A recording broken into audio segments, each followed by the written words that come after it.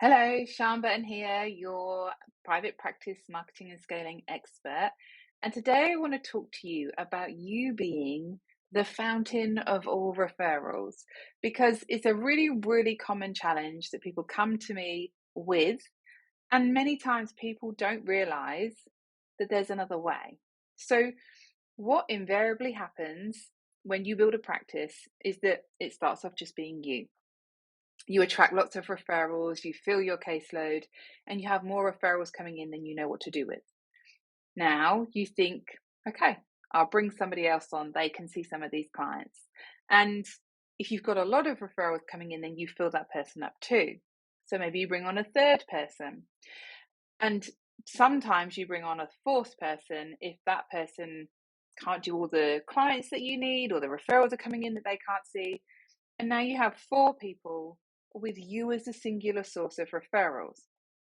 That seems to make sense until you bring on people who don't have the same area of specialism as you, or you get to the critical mass where you are no longer able to generate enough referrals for everybody. Because what you may not realize is that a practice with 10 therapists does not have a singular point of referrals coming in. It's not the owner that's generating all of the referrals in a practice with that many people, because it's simply not possible to have a deep enough network and breadth of connections to bring in referrals for that many people. There's a transition that needs to happen if you want to grow and scale, and it absolutely needs to happen if you want to in any way remove yourself from the practice. Because you'll know if you've had your practice and had a baby, or had your practice and wanted to go away for any period of time, that as soon as people know you are not in the practice, they stop sending referrals. Like, I speak to so many women where they go on maternity leave and the referrals just dry up because people know they're not there and assume they're therefore not taking any clients anymore. We need to make sure that you are no longer the fountain of all referrals, because when you are, it is impossible to keep your team completely full. It is impossible for you to navigate taking any time away from the practice that is more than a week on holiday. It's really, really difficult for you to start to take a step back. It's hard to turn clients away when they've been told they only want to see you. It's not impossible, but it is more difficult than having clients ring up and say that they want to see your team members instead. It puts so much pressure on you as the owner that just doesn't need to be there.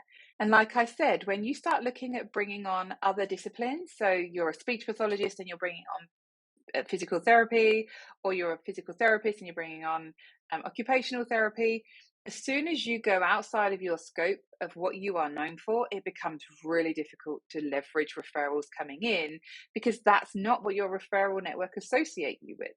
So the way to solve this is to start to elevate the personal brand of your team, because that's how you get referrals.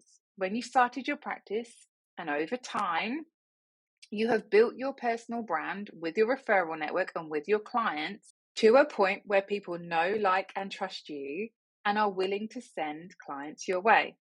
So what needs to happen now with your team is for you to support them to do that within your business, so that they start to generate their own referrals.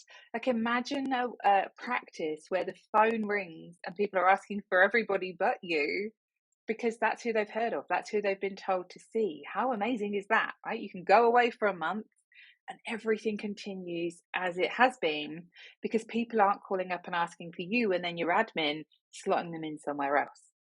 And whilst it takes time and process and consistency to build the personal brand of your team, and that's maybe not something you remember how you did, because I hear that a lot. Like, I can't even remember how I built my own caseload. How am I going to build somebody else's?